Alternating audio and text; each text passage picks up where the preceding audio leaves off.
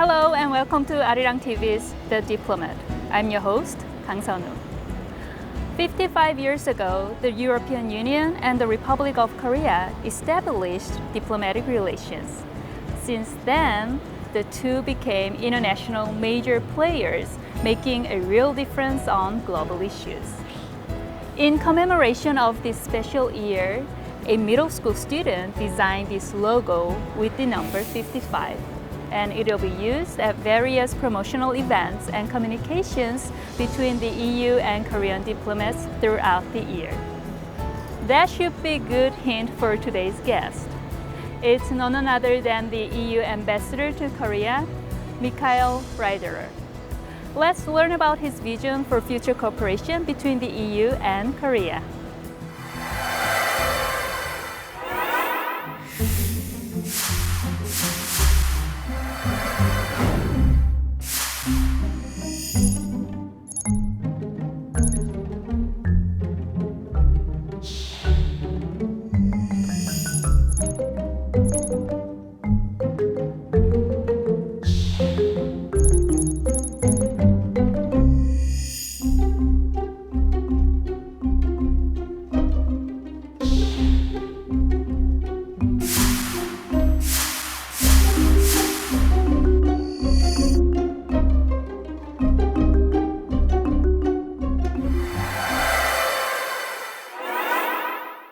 Hello, Ambassador Reiterer. Thank you very much for joining us today.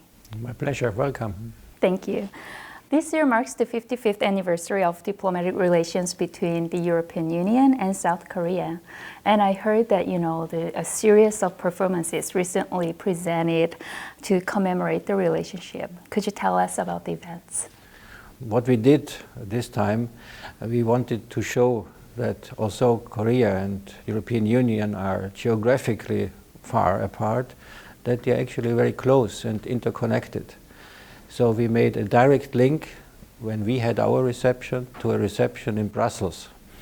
And we had performances. We had a very famous flutist who was performing the national anthem.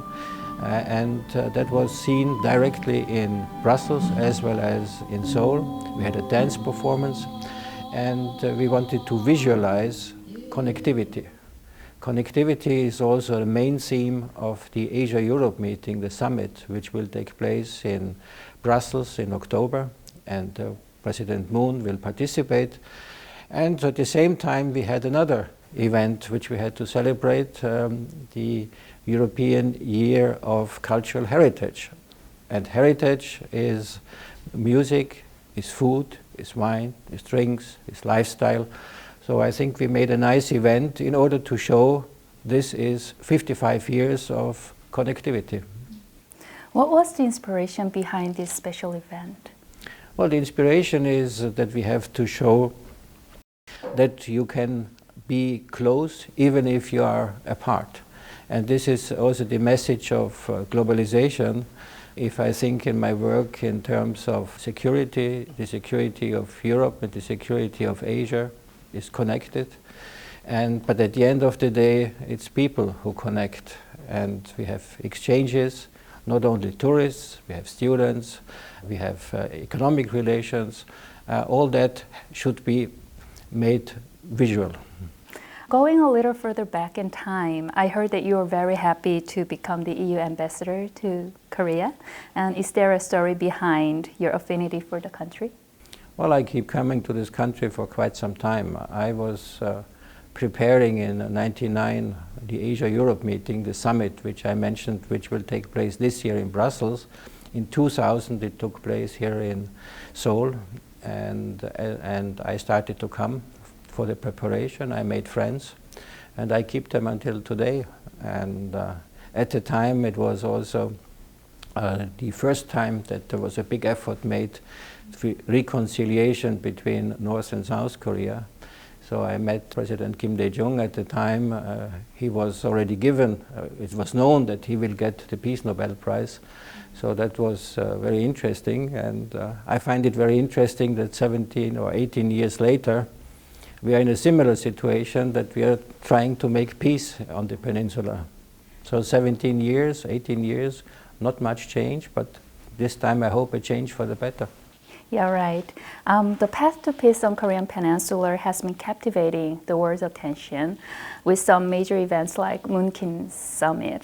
What is the EU's view on the current state of affairs regarding on the Korean Peninsula? Well, we have always supported a peaceful process. We had a policy where we were participating with all the other countries and the United Nations in putting pressure. But in the same time, as a policy of critical engagement, we always said pressure has to lead to something. It's not an end in itself, the sanctions, but we have to make sure that the lines of communication are open, and our policy, the policy which we supported and the policy of President Moon has worked out. We have seen now 2 summits between the 2 Koreas, so we support fully, because what we don't want to see is any war. That's not that style which we would like to see. Right. The EU has established diplomatic ties with North Korea as well. What is its stance on Moon Jae-in's administration policy toward denuclearization of North Korea and peace on the Korean Peninsula? Well, we understand that denuclearization is the ultimate goal which has to be achieved. We have, as you said, we have relations with North Korea. We have member states who have embassies in North Korea, so this is also a line of communication. And we fully support denuclearization. We support the non-proliferation regime worldwide, and we have also worked to that end in helping to establish good relations when it comes to nuclear issues with Iran. There it was the European Union which was charged by the United Nations to help. So we have done that, and this treaty is respected by Iran, is confirmed by the International Atomic Agency, and we would like that this is maintained. Throughout the 55 years of diplomatic ties, South Korea and the EU became major partners in many spheres. Having said that, which areas have been the most important for both parties? Well, in addition to politics, which I've mentioned, and the security policy, the European Union is a major trading partner of Korea. We are the 3rd largest.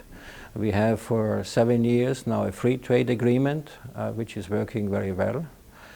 We want to not only maintain the free trade agreement, we would like to upgrade it, to modernize it, because the European Union believes very strongly in a multilateral trade policy, a rule-based system, and therefore I always invite my Korean counterparts to work with us to that end, and perhaps not to make the mistake to look only to one country, because we are quite a big partner.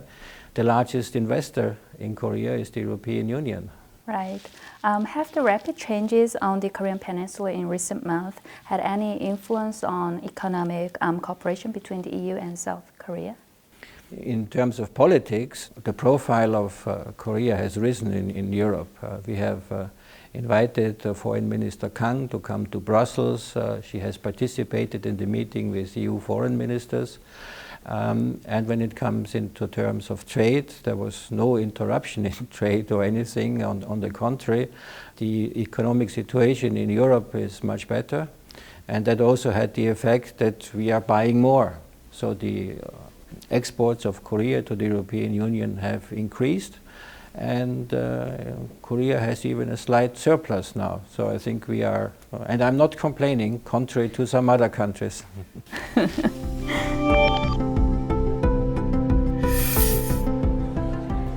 The delegation of the European Union to South Korea organized a special event this past May called Contemporary European Design to develop ties between the 2 partners in the interior design business.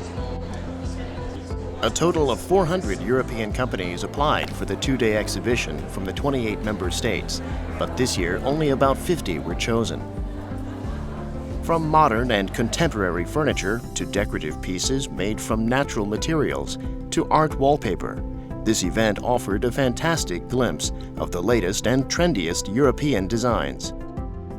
Satisfying both visually and functionally, their products quickly attracted Korean companies and consumers.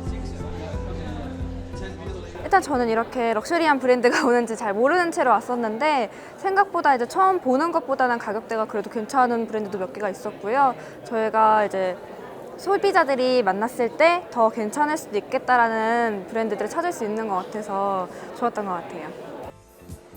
As the event's organizer, Ambassador Reiterer also visited the site personally to encourage more exchange between the EU and Korea through design.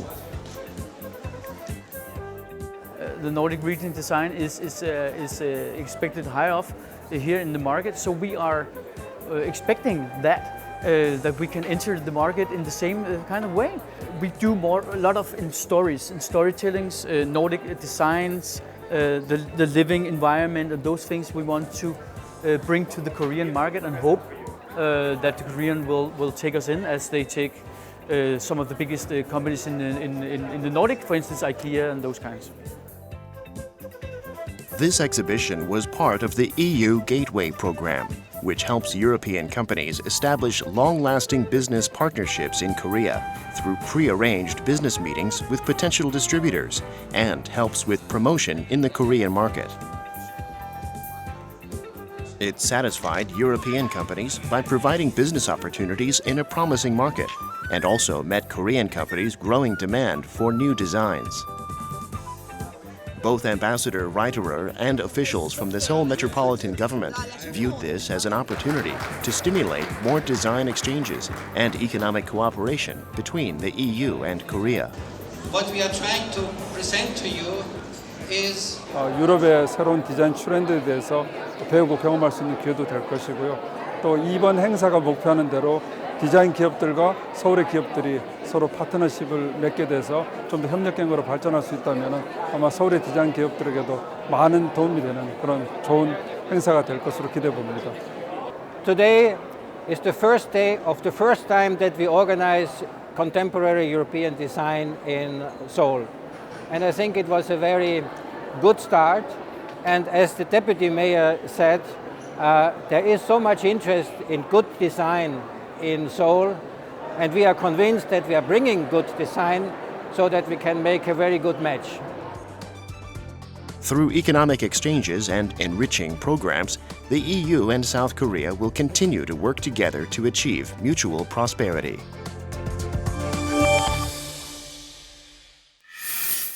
What kind of opportunities will the EU Gateway program create for Korean and European companies? Well, for a Korean visitor, it's a unique chance. You walk around and you meet companies from all over Europe. Normally, if there is just a national exhibition, then you see products from one country only. So we offer nearly all member states are present. So you get a very good overview and you can choose what you are interested in. And for the companies, they have been chosen in a competition. We have about 40 companies here, and they were selected out of 400. So it's companies where we think they have a potential because they have good products and they are ready to engage with Korean partners. Are there any concrete plans to support long-term cooperation between Korean and European companies? Well, there is, of course, long-standing relationships. I mean, think of in the car manufacturer Renault, who is here, but we also try to support cooperation in research and development. So we will organize later in the year a research day, where we will bring researchers together, where we bring innovative companies together. So in addition to the traditional trade promotion, we have to prepare for the fourth industrial revolution and make sure that we go upmarket also in terms of products. The internet is becoming the internet of internets. Here you have big data, you have cloud, so it's changing, and there Korea has an edge. Mm-hmm. What other issues does the EU Gateway program focus on besides contemporary European design? Well, we had water technology, we had green technology, we had organic food. That's very popular, and in Europe, if we have a specific label for organic food, so if the consumer sees the label, he can trust that this is really organic. So that was a very, very successful event which we had and which we will repeat. That will be the next one again. Normally we do it twice in order to give a strong push. Mm-hmm. The EU has long been committed to international efforts to tackle climate change and has set an example through robust policy making. What has been some of the reasons for this legislation? Well, we have a very good support from European citizens. There is a complete agreement that the European Union has to engage in climate change policy. We have been in the lead in preparing for the Paris Agreement. We support very strongly the agreement because it gives the possibility to act, and countries have taken a political commitment in order to reduce CO2 and to change the whole structure of the economy, because we have to come to a low carbon economy, and we will have to change, for example, the means of transport. We should not use any more fuel-based transport. We have to find water, we have to use electricity. We need new transportation systems, and there we are engaging very much. The important thing is the full support of the European population. We try to get a better energy mix. Renewables are very important. And there we talk, for example, concretely with Korea, because here in the country, part of the renewable energy is still relatively low. So there we need some improvement. We have emission trading system, which is in Europe in force already for a long time. We have a program with Korea to exchange information, and we would like more participation. We think it's not a good idea to have too many coal producing energy based on coal, because it's polluting. Pollution is a problem.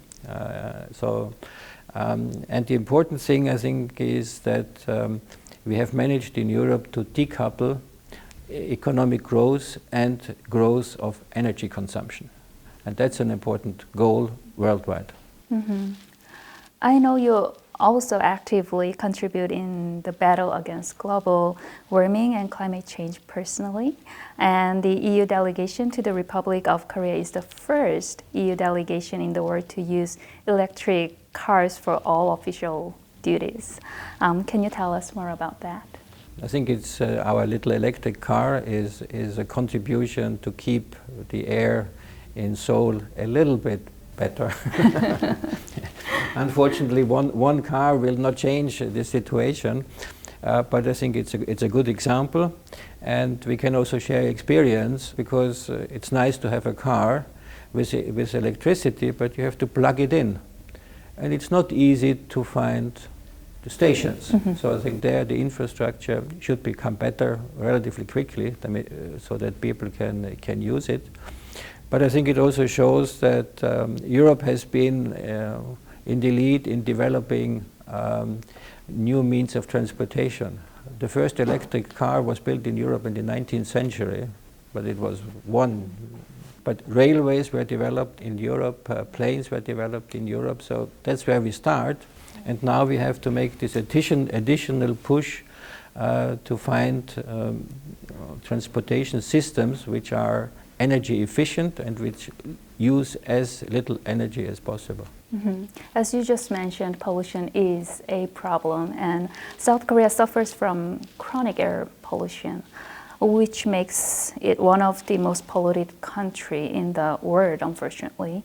And since EU policy is central to progress in combating climate change, both in Europe and globally, how can the EU and South Korea cooperate to address this issue? Well, unfortunately, you're right. The OECD has recently published statistics that more than 20,000 people just die because of bad air conditions. So that's something which we have to avoid, because we are getting into a competition with those people dying in car accidents. So this is really a sad story. Therefore, we have, as I mentioned, the system of emission tradings. We also have to make sure that additional steps are done which are avoiding waste, for example. We have now banned in Europe plastic. Plastic, if you look at the sea, it's terrible, the amount of plastic. It takes a long time until it disappears. If it disappears, there's the danger that plastic gets into the food chain, because the fish eat plastic, we eat the fish, and suddenly we have plastic.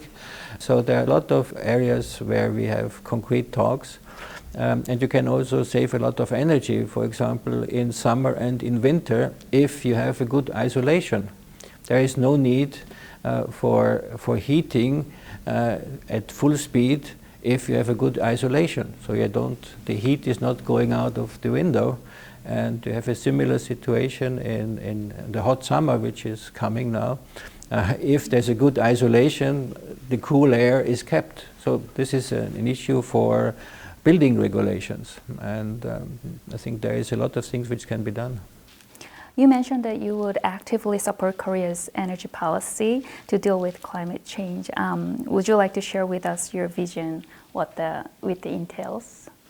Well, I think the important thing is to change habits and to work on the minds of the people. We are running a program which we call EU Goes to School. So when I go to high school students, I always talk with them about what they can do in order to save energy and to save the environment. So you have to get into the mind of the people. Education is key. And the other element where the European Union has a lot of experience is cooperation, international cooperation. We are 28 states, so we have to cooperate amongst ourselves, and we have developed a very intensive environmental policy. And if you take the situation here, Korea cannot save the environment alone. You have to work with your neighbors. You have a big neighbor, you have China, you have Japan on the other side. And their trilateral cooperation is necessary not only in terms of politics, but also in the environment. So helping international cooperation, fostering international cooperation, and we would like to work very closely with Korea to maintain the Paris Agreement, because the United States unfortunately has taken the decision to leave in the future, which means that all those staying, they have to make extra efforts. So we invite Korea to make this extra effort. Right. Finally, how do you want to be remembered after your career as EU ambassador to Korea? You already want me to leave? No, well, I think if I can make a contribution that the European Union is better recognized, that people understand a little bit what we are doing, that we are not just an economic institution, but that we are engaged in politics, that we work very hard for the issues we have discussed, environment, climate change, but also human rights. So that's the policy point of view. And if I can make a contribution that we have more exchanges, the people-to-people dimension is very important. So we have the intention in Europe to double the budget for Erasmus students exchanges. So I hope that we can improve this further. And to close with the beginning where we started, when we had this connectivity idea for our National Day, that's something I would like to continue. People to people is the key in politics, in diplomacy, and that's what I would like to achieve. Ambassador Reiterer, thank you very much for sharing your insights with us today. I hope EU and Korea continually work together to make this world a better place. Thank you very much. My pleasure, and I share your vision. Thank you. Just okay.